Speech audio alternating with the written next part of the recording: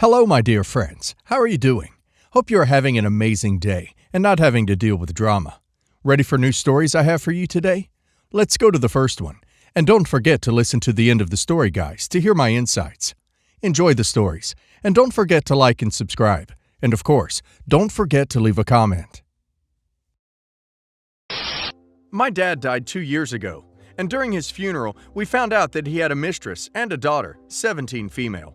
My mom and I, 28 female, were both shocked and enraged, and I wanted nothing to do with my half-sister. I know that the circumstance she was born in isn't her fault, and I don't wish her ill, but I just want us to have separate lives.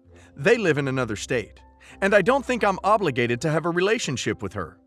My dad wasn't a rich man, so his estate wasn't much, and it was divided equally among my mom, me, his mistress, and my half-sister per his will. My mom does come from a well-off family, so we were able to continue with the lifestyle we knew with the help of my grandparents. My dad's mistress invested the money they got in a business, which did not work out, so they aren't doing well financially now. The mistress tried to talk to me recently if I can help pay for my half-sister to go to college, because it's a huge financial burden for them. But I told her that my father's child is not my responsibility, and she should never try to contact me again. I haven't touched the money that I got from my dad, because at this point, I really don't feel like I want anything from him. My boyfriend suggested donating it to charity, and I thought I could put it into a scholarship fund for a deserving student in my local community college, preferably so that someone academically deserving who studies part-time can do full-time schooling and graduate early. My boyfriend said that if I were going to offer a scholarship to someone, then why don't I just give it to my half-sister? I told him that I don't want to do that, just because I don't want to have to do anything with her. He said that I'm being unfair and treating her poorly because she was the result of my father's affair, and that it would be better for my father's money to benefit his own daughter than a stranger. I said that I'm not treating her poorly. I am just living a separate life from her, and I don't want any points of intersection. They already got what was due them, and it's not my fault that the mistress didn't make a smart investment, so now her daughter has to make do with less. Am I an a-hole? I don't think OP is an a-hole. OP's half-sister is a stranger to OP, just like the beneficiary of a scholarship would be. Everyone got their fair share of the estate. They chose to invest theirs, and it didn't shake out for them. They could have held on to that money. OP is not punishing them. OP has a right to decide how she spends her piece. If OP gives them the money, OP could be opening the door to this happening again in the future. OP doesn't owe them anything. They aren't even her family. Perhaps OP's father should have thought of starting a college fund for his daughter. OP's dad is the a-hole and half-sister's mom for pressuring OP to give money. The kid didn't do anything wrong, but she's still not OP's obligation. Not the a-hole. When I was young, my dad cheated on my mom and got engaged to his mistress while they were still married. Edit for clarification. Dad cheated on my mom while they were still together, but didn't get engaged until after they had separated. My dad and stepmother ended up getting full custody because of severe neglect. My mom is an alcoholic and probably has a few other undiagnosed mental issues too. And CPS even got involved. Long story short, my mother terminated her parental rights and my stepmother adopted me. She was nice enough, but thought that I should see her as my mother because of what my bio mom did. She was always reminding me that blood relations weren't important, and I didn't have to love my mom, saying that it was unhealthy for me to still view her as a parent. I even heard her telling a friend once how she and my dad had rescued me, and she couldn't understand why I wasn't grateful. She still doesn't see anything she did as wrong, and thinks that my mother's addictions gave her an excuse to go after my dad while they were still married, since she was better for him. I got some perspective as I got older, and our relationship did improve. She and my dad truly did take me out of a really bad situation, and though I do care about my stepmom, I haven't really forgiven any of them for what happened back then, my mom included. I reconnected with her a few years ago, and though we're pretty close now, she still has a lot of problems with her addiction and went back into rehab a week ago after only a few months clean. I mentioned this when I was visiting my dad and stepmother recently, and my stepmother made a comment about how she'd warned me not to spend too much time with my mom. I said I was proud of my mom for trying so hard, which frustrated my stepmother. She asked why I was obsessed with my mom, but cold to her after all she'd done for me. I told her that my mother's mistakes didn't excuse my stepmom for trying to butt in where she wasn't wanted. Both my parents' marriage and my life, especially when I was grieving, and she couldn't make me see her as a parent. She asked me to leave after I said that, and even though I called to try and make up, she's still very cold to me. I disagree with a lot of things my stepmother did, but I don't want to freeze her out. Am I an a-hole? Mother will always be mother to a child, and no one can change that. Some people think they are entitled to being seen as a parent when they take a kid in. They aren't fit to be one. What really ticked me off was when she referred to homewrecking as rescuing. Regardless of what the mother's situation was, she is in no way excused for what her and the dad did, and OP owes her no respect over it. So, my wife, our 2 kids, 9 and 6, and myself went on a little family vacation, our first post-COVID. We were having a splendid time up until last night. Got back to the hotel around 5:30, had tickets to a magic show at 7:30, so we decided to order takeout and eat in the hotel room before going. The wife was in a hurry and wanted to leave by 7. She also wanted some bottled water. My son and I headed out just before 6 to grab the food and swing by the Quickie Mart for the water. Arrived at the restaurant around 6:15. They didn't quite have it ready yet, so we had to wait about 10 minutes. Got the bags, and my wife is texting me asking if we are coming back yet. So there's this sense of urgency. The bags were also tied shut. I asked the server if that was everything, and she said yes. She had double-checked it. Headed back. Stopped and got the water, and we're back at the hotel around 6:45. And when I unpacked the food, my wife's seafood pasta was not present. We still had 2 appetizers, plus a salad, and her dessert, and I offered to give her my dinner as well. Plus, there was leftover pizza and chicken fajitas in the fridge from the previous day. So one would think she could just have grabbed a quick bite from all these choices and head out to catch the show.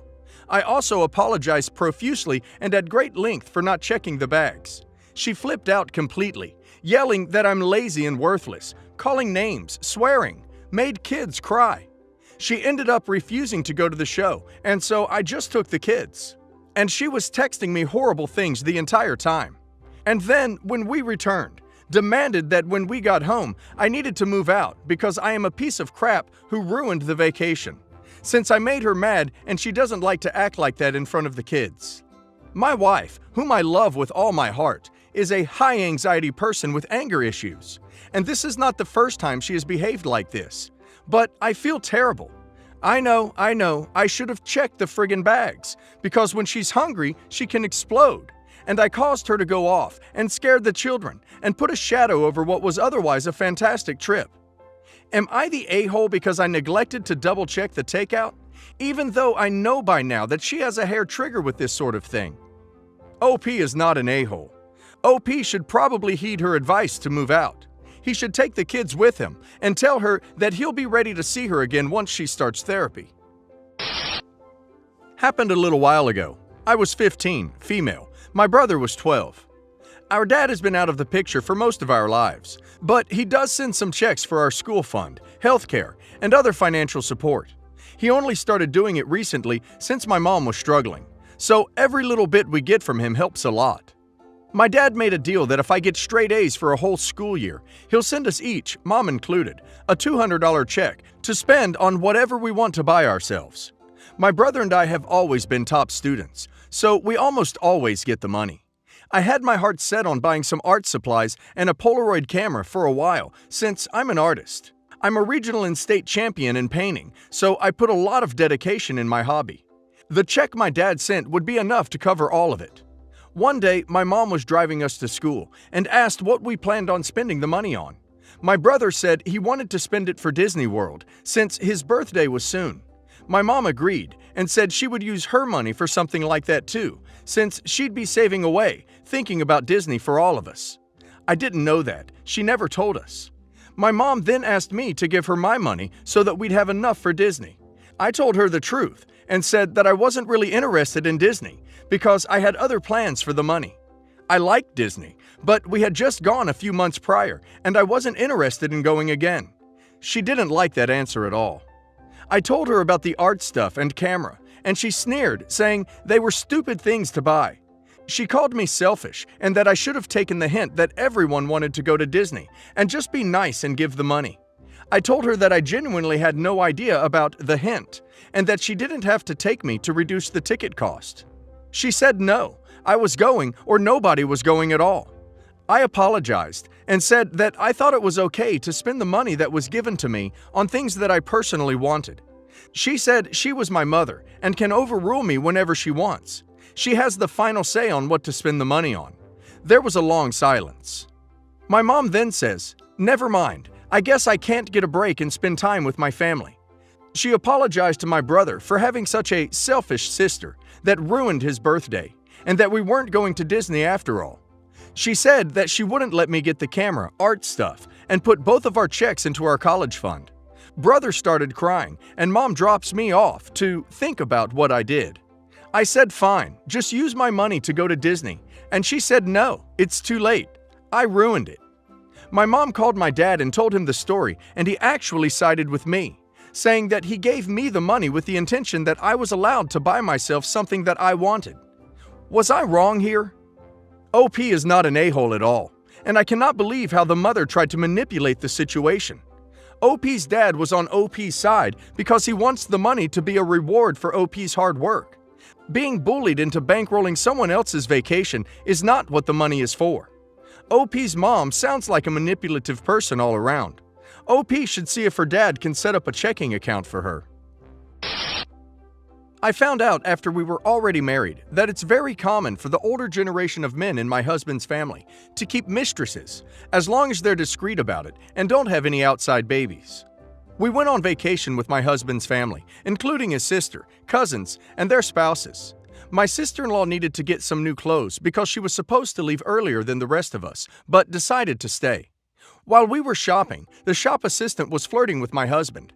His cousin, James, made jokes about adding her to my husband's collection of girls in every country, and how he's always said a leopard never changes its spots, and he knew marriage couldn't stop my husband. My husband and his other male cousins thought it was the funniest thing ever. I didn't find it so funny, and neither did his sister, who told James to shut up.